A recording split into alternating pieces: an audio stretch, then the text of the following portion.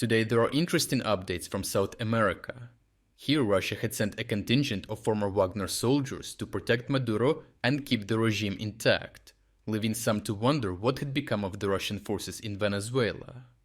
In the aftermath of the US special operation, however, it became clear that while some had fought to protect Maduro to the bitter end, others had simply left him out to dry in a humiliatingly failed operation. The Russian contingent stationed in Venezuela was larger and more deeply embedded than many assumed, with more than 120 Russian personnel tied to the elite Russian Main Intelligence Directorate. Notably, this contingent even outnumbered the Cuban forces directly involved in protecting Nicolás Maduro himself. While Cuba provided long-standing counterintelligence expertise and regime survival know-how, Russia supplied the technological backbone. Drone instructors, signals intelligence teams, electronic surveillance units, and their own regime protection specialists. A significant number had prior combat experience in Ukraine, including veterans of the former Wagner group and other formations. In practice, Russian operatives formed the final defensive layer around Maduro, underscoring how dependent Caracas had become on Moscow and how humiliating the failure really was. The leadership choice for the Russian contingent explains much of what followed, as it was commanded by General Oleg Makarovich, a disgraced officer who was quietly exiled from relevance after failures on the front line in Ukraine. Formerly associated with the Dnipro grouping, which failed to achieve its objectives in the initial phase of the full-scale invasion, Makarovich was removed following consecutive Russian disasters, with the loss of Kherson being the most prominent, as it was the only region capital Russians managed to conquer. With accusations of false reporting forcing his reassignment to Caracas, this was not a promotion but instead a disposal.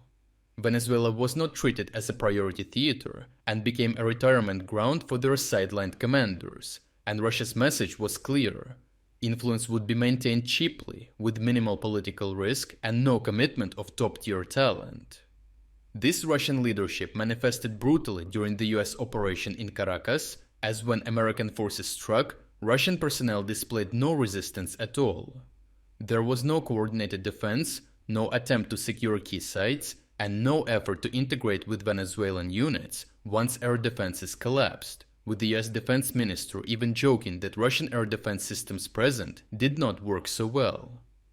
As US Delta Special Operations forces moved in, the Russian contingent disengaged almost immediately, abandoning its positions and going silent on the radio.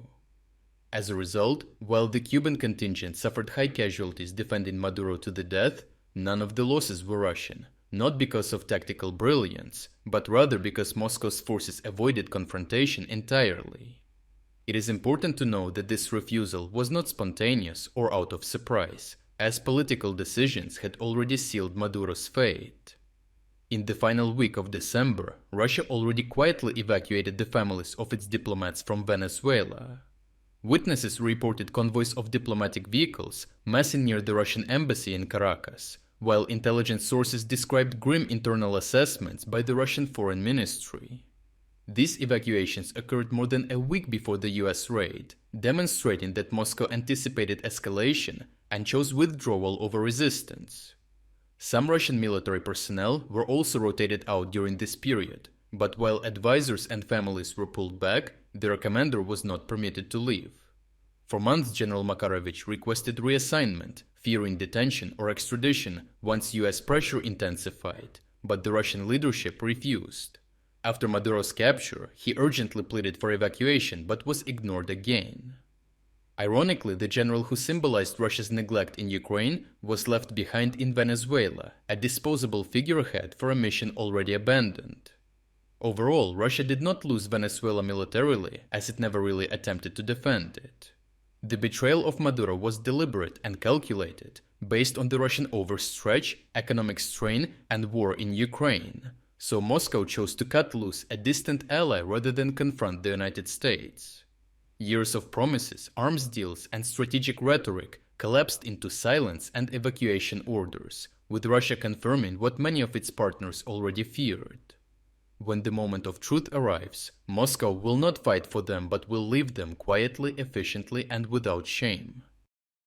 If you would like to explore other key developments today that we couldn't cover in this video, make sure to visit our interactive news map. The link to our interactive map is in the description below.